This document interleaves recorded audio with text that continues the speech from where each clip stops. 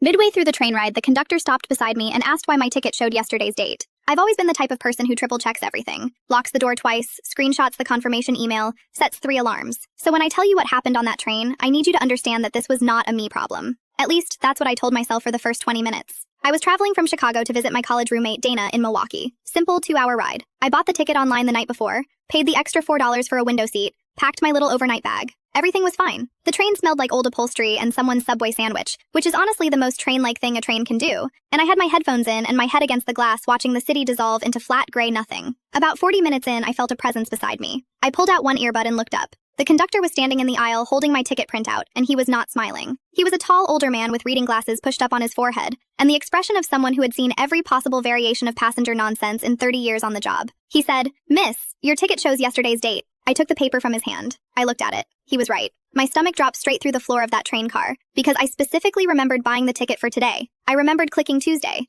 I remembered the confirmation page. I had a screenshot. I pulled out my phone immediately and opened my photos to prove it. Except when I looked at the screenshot, I felt my entire face go hot because the screenshot clearly, undeniably, showed Monday's date. I had bought the ticket for Monday by accident and taken a screenshot of the wrong ticket without ever actually reading it. So here's the part where I become the problem. I said, very confidently, "There must be a system error on your end." The conductor looked at me the way a kindergarten teacher looks at a child who has just blamed their imaginary friend for spilling the juice. Patient. Tired. Unconvinced. He said, "Ma'am, the system shows you purchased for yesterday." I said, "Well, I took a screenshot," as if screenshots were legally binding documents. As if I had not just seen with my own eyes that the screenshot said Monday. He asked me to come speak with him at the front of the car. And I want you to understand that 15 sets of eyes tracked me down that aisle like I was being escorted off the premises, which I was essentially about to be. He explained, very calmly, that expired tickets were non-transferable, and I would need to purchase a new fare to continue riding. The new fare was $54. My original ticket had been $22 because I'd bought it in advance. I stood there doing the math in my head while trying to maintain some shred of dignity and failing completely. I paid the $54. I had to.